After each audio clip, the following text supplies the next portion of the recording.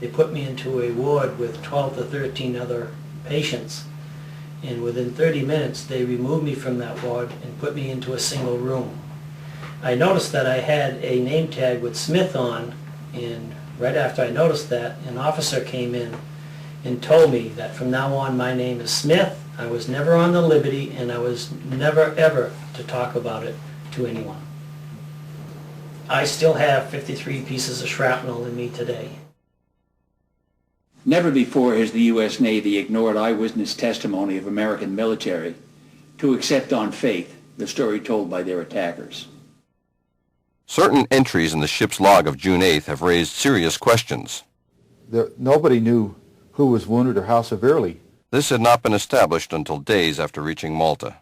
The log also minimized the duration of the attack by over an hour and a half, conveniently fitting the Israeli version. It then documented the number of wounded not as the actual 172, but at the widely published media figure of 75.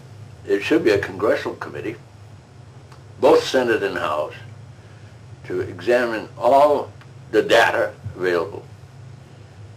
And it's getting late to do this because, like McGonigal, God bless his soul, is gone. I know that Bill was on board the USS Liberty, and the ship was off the coast at Gaza Strip, as I recall, and yet our government put it in writing in the United States Senate book of Congressional Medal of Honor recipients that he received his medal for action in Vietnam. Now, to me, that is one of the worst cover-ups in American history. How low can our government go? And it's something I'd like to see totally investigated and a closure of this issue, because I think President Johnson was the villain on it. I think he recalled the people that were to defend this ship.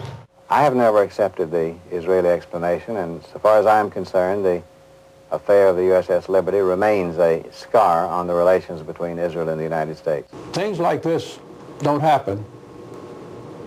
Things are caused to happen. There must be some reason why more is not known.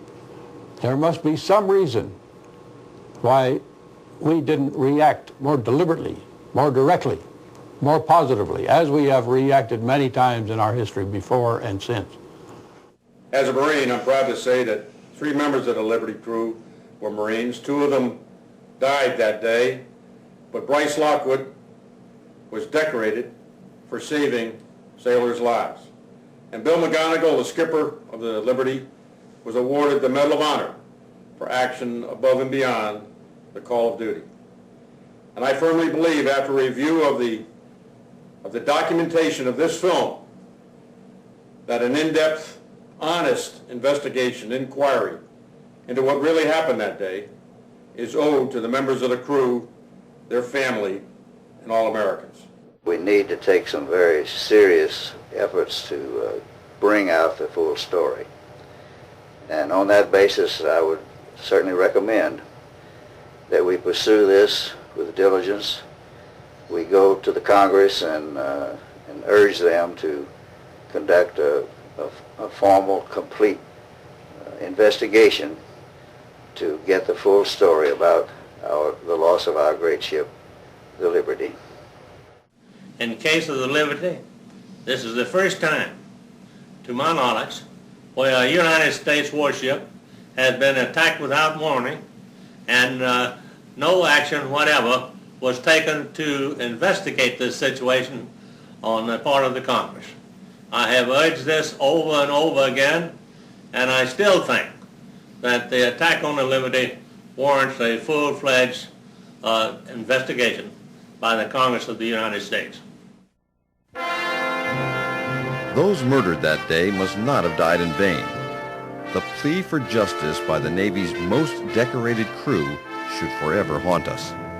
Americans must never forget this second day of infamy and our own unbalanced foreign policy in the Middle East that precipitated it.